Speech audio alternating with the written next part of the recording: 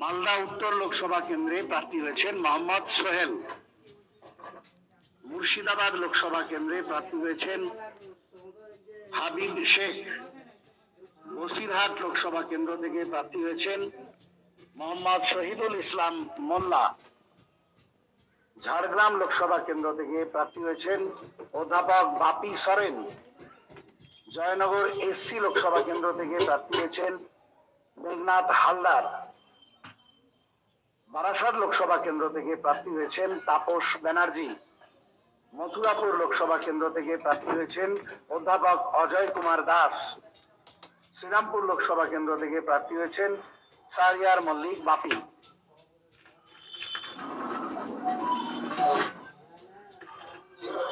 হ্যাঁ,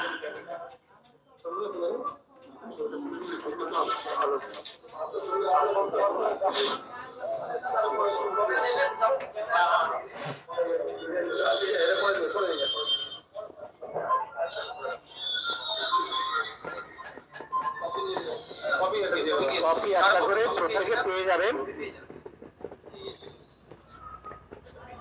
এবার আপনাদের যদি কারো কোনো কোশ্চেন থাকে, আমাদের এখানে চেয়ারম্যান সাহেবও রয়েছেন, প্রশ্ন থাকলে অবশ্যই প্রশ্ন করবেন। দেখুন, আলোচনা তো আমরা বলেছিলাম, গতকালও বলেছিলাম যে শেষ মুহূর্ত পর্যন্ত আমাদের যেহেতু মূল প্রতিদ্বন্দ্বী আমরা মনে করি, কে কি মনে করে সেটা তাদের নিজস্ব ব্যাপার, কিন্তু আমরা মনে করি যে বিজেপি এবং তৃণমূল কংগ্রেস এই দুই শক্তিকে পরাস্ত করতে হবে। সেক্ষেত্রে আমরা উপলব্ধি করেছি আমাদের সঙ্গে যারা জোট সঙ্গী হতে চায় বা হতে চাইছে তারাও উপলব্ধি করেছেন, তাই আলোচনা চলছিল। এই আলোচনা গতকাল পর্যন্ত চলেছে, আজকেও অনেকে টেলিফোন আলোচনা করেছেন। আমরা গতকাল বলেছিলাম যে একেবারে প্রার্থী ঘোষণার পূর্ব মুহূর্ত পর্যন্ত আমরা জোটের জন্য অপেক্ষা করব। আজকে এমনকি আপনারা এই প্রার্থী তালিকা থেকে বুঝতে পারছেন আমরা জোটের দিকেই ইঙ্গিত রেখেছি। যাদবপুর কেন্দ্র জানেন, এর আগে আমাদের প্রার্থী তালিকায় যাদবপুর কেন্দ্রের নাম ছিল।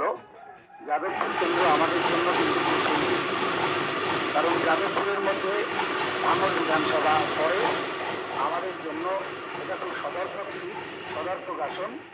এছাড়াও যাদবপুরে যে বিধানসভাগুলো রয়েছে, বারুইপুর, পূর্ব পশ্চিম, সোনারপুর, উত্তর দক্ষিণ, টালিগঞ্জ, এইগুলোতে আমাদের সাংগঠনিক শক্তি যথেষ্ট রয়েছে। তারপরেও আমরা জোটের স্বার্থে মূল রাজনৈতিক প্রতিদ্বন্দ্বী যারা তাদের পরাস্ত করার স্বার্থে এই লিস্টে আপনারা দেখবেন আমরা যাদবপুরের নাম ঘোষণা করিনি। এখনো পর্যন্ত আমরা জোটের জন্য দিয়ে রাখছি। আপনারা লক্ষ্য করেছেন যে এর আগে আমরা দক্ষিণ মালদার কেন্দ্রের নাম ছিল, আমরা যেটা প্রকাশ করেছিলাম, দেখবেন ওটাও কিন্তু আমরা জোটের স্বার্থেই দক্ষিণ মালদা কেন্দ্রের প্রতিদ্বন্দ্বী করার প্রার্থীর নাম আমরা ঘোষণা করিনি।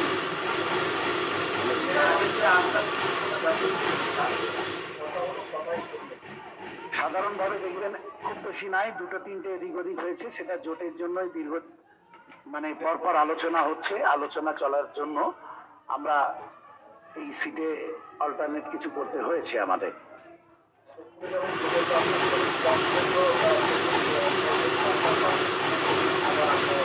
দেখুন, বিষয়টা হচ্ছে যে আমরা আগেই যে লিস্ট দিয়েছিলাম তাতে আমরা বলেছিলাম প্রত্যেকটা আমাদের দাবির পিছনে ছিল যুক্তি। শ্রীরামপুর লোকসভা কেন্দ্র আমাদের, এটা কোনো সেন্টিমেন্ট শুধু নয় যে এটা আইএসএফ এর জন্মভূমি। সবচেয়ে বড় কথা, শ্রীরামপুরে 5টা বিধানসভা কেন্দ্রে আমাদের সাংগঠনিক অবস্থা যথেষ্ট মজবুত। বিগত বিধানসভা নির্বাচনেও তার প্রমাণ পেয়েছেন আমাদের যারা জোট শরিক হতে চাইছেন বা আমরা যাদেরকে জোট শরিক করতে চাইছি তারাও জানেন, আপনারাও জানেন, মিডিয়া বন্ধুরাও জানেন যে 5টা বিধানসভাতে শ্রীরামপুরে যথেষ্ট সাংগঠনিক শক্তি আমাদের মজবুত। তাই আমরা বরং আমাদের জোট শরিক যাদের সঙ্গে আসন সমঝোতা হবে তাদের প্রত্যেককে আমরা আহ্বান জানাবো, আসুন, মূল লক্ষ্য যেহেতু বিজেপি তৃণমূলকে পরাস্ত করা, তাই সাংগঠনিক বাস্তবতাকে মেনে নিয়ে আমরা প্রতিদ্বন্দ্বিতা করি, সবচেয়ে ভালো হবে এটাই।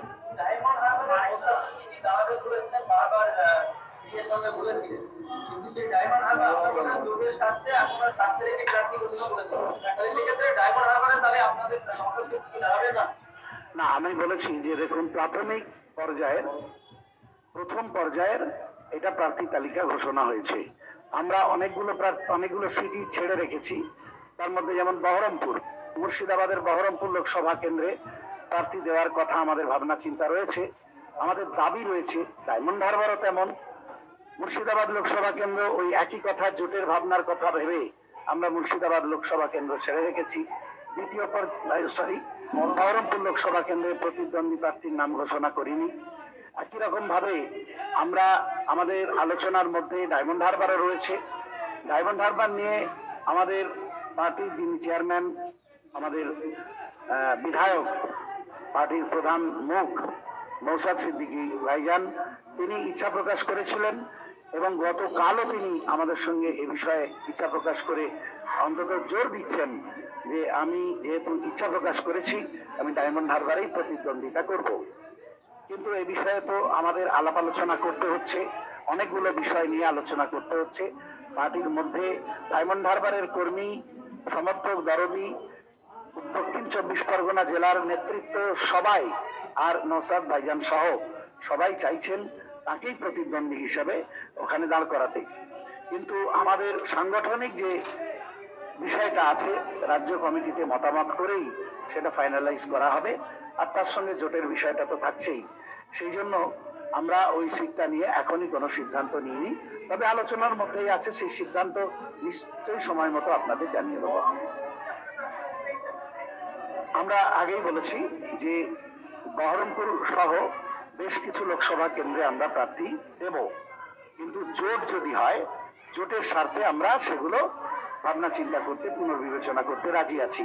কিন্তু আমাদের তো একতরফা হতে পারে না, তাই না? আমরা যাদের জন্য ছেড়ে রাখবো, যাদের জন্য ভাববো, তাদেরও তো এগিয়ে আসতে হবে।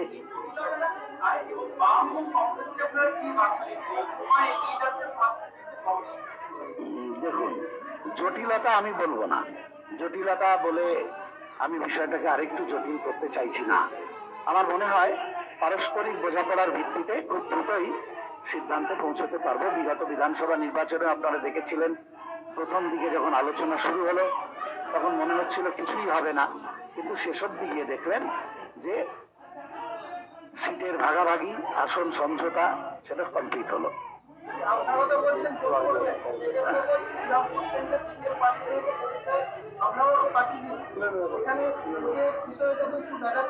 আমি যেটা বললাম সেই কথাটা আবার বলতে চাইছি যে আমরা এগিয়ে গেলে তো শুধু হবে না, কংগ্রেস লেফট দুপক্ষকেই সদর্থক মানসিকতা নিয়ে এগিয়ে আসতে হবে।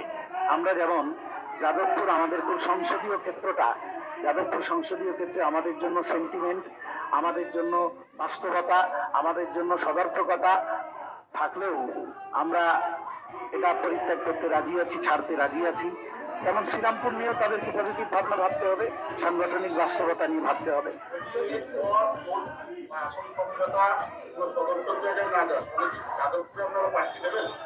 দেখুন, এটা সম্পূর্ণ রাজ্য কমিটির আলোচনার বিষয়, পরিস্থিতির উপরে নির্ভর করছে সমস্ত সিদ্ধান্ত।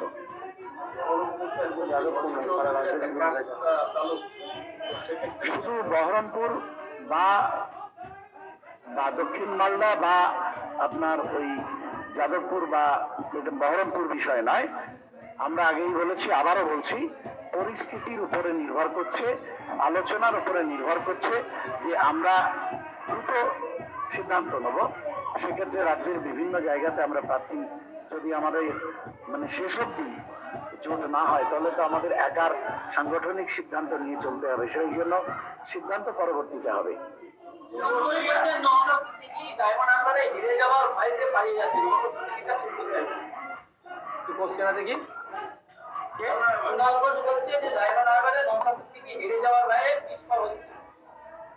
ব্যাপারটা হচ্ছে, এমন এক ব্যক্তির নাম বললেন, তার কোশ্চেনের উত্তর দিয়ে আমি ছেড়ে দিচ্ছি অনেক আগে থেকে।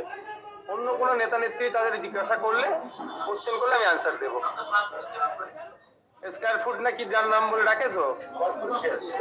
আচ্ছা, কথা হচ্ছে নওশাদ সিদ্দিকীর হারাবার কিছু নেই আর পাওয়ারও কিছু নেই। আমি অপেক্ষায় আছি, এই যে দুজনের সামনে পিছনে বসে আছে, রাইট সাইডে যে আছে সব থেকে বেশি, এই আজকে বলে দিচ্ছি পাবলিক ডোমেইনে, সব থেকে বেশি আমাকে কন্টেস্ট না করতে দেওয়ার জন্য যিনি জোরাজুরি করছেন তার মধ্যে একজন। কারণটা কি হয়তো পরে বলতে পারবে, এখন হয়তো যদি পাবলিক ডোমেইনে বলে, তারপরেও বলছি দলের গণতন্ত্র আছে। দল একটা জায়গায় এসে দাঁড়িয়েছে, একাধিক মত উঠে এসেছিল, সেখান থেকে এটা আমাকে দল বলেছেন 7th ফেজে ইলেকশন আছে, অত তাড়াহুড়ো আপনার করার প্রয়োজন নেই। আমি যেভাবে তাড়াহুড়ো করছিলাম, আমাকে দলের যারা আছে নেতৃত্বরা যে 7th ফেজে আছে, নমিনেশনের ডেট অনেক বাকি, আপনার নিয়ে আমাদেরকে সেটা ভাবতে হবে, কারণ অনেক মতামত উঠে এসে সেটাকে শর্ট আউট করতে করতে এখন দুটো জায়গায় এসে দাঁড়িয়েছে, দাঁড়াবে কি দাঁড়াবে না। অনেকে মতামত দিয়েছিলেন, তৃতীয় চতুর্থ মতামত ছিল। সুতরাং দল যে আমাকে নির্দেশনা দিয়েছে তার বাইরে তো আমি যেতে পারি না, কারণ আমাদের রাজ্য কমিটির একাধিক নেতাদের নাম উঠেছিল, তারাও ইচ্ছে প্রকাশ করেছিল বিভিন্ন জায়গায় কন্টেস্ট করার জন্য, কিন্তু দলের পক্ষ থেকে আলোচনার বেসিসে অনেকের নাম যেমন কাটা গেছে, আবার অনেককে আমরা প্রতিদ্বন্দ্বিতা করাচ্ছি।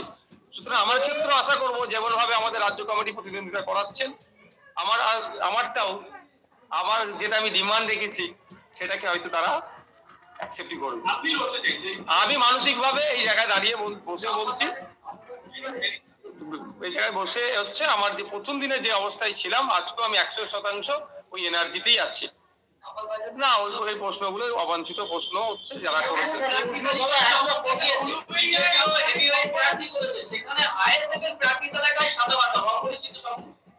দেখুন, আইএসএফ তো লিডার তৈরি করতে চাইছে, পরিচিত মুখ দিয়ে কি হবে? পার্লামেন্টে গিয়ে টিকটক করবে? পরিচিত মুখ দিয়ে কি হবে? যেখানে কোশ্চেন আনসার সেশন থেকে শুরু করে, মেনশন থেকে শুরু করে, কলিং অ্যাটেনশন থেকে শুরু করে, বিভিন্ন যখন ডিবেটে অংশগ্রহণ হয় তাদের দেখতে পাওয়া যায় না। যেখানে ন্যাশনাল অ্যাভারেজে হচ্ছে 79% অ্যাটেন্ডেন্স, এক পিস বলতাম ওইটা ফেলে গেলে থেকে যারা হেভিওয়েট পাঠিয়ে তাদের অ্যাটেন্ডেন্স কি দেখুন না। উপনির্বাচনে বর্তমান তৃণমূল কংগ্রেসের যিনি আবার তাকে নমিনেট করছেন আসানসোলের এমপি, ভারতবর্ষের মধ্যে যে কটা এমপি কথা বলেনি পার্লামেন্টে গিয়ে, একটা কথা বলেনি, তার মধ্যে আসানসোলের এমপি আছেন। ওই ধরনের হেভিওয়েটে আমরা বিশ্বাসী নয়, আমরা বিশ্বাসী মাটির মানুষকে, তাদেরকে আমরা নির্বাচিত করে জনগণের জনপ্রতিনিধি করে আমরা পার্লামেন্টে পাঠাতে চাই। যেমন আমাদের অধ্যাপক বাপি সরেন মহাশয়, আপনারা তার একটু পাস্ট রেকর্ডটা দেখবেন, হয়তো টিভির সামনে আসেনি ঠিক কথা, কিন্তু তিনি মানুষের জন্য, সোসাইটির জন্য তার অনেক বড় জব ছেড়ে তিনি এখন অধ্যাপনার কাজে লেগে আছেন, কারণ জাতিকে শিক্ষিত করতে হবে বলে। এই ধরনের আরো যারা আমাদের ক্যান্ডিডেট যারা আমরা দিচ্ছি, দেখবেন প্রত্যেকেই শিকড়টা মাটির সাথে জুড়ে আছে। আমরা এই ধরনের মানুষকে আইনসভার মধ্যে পাঠাতে চাই।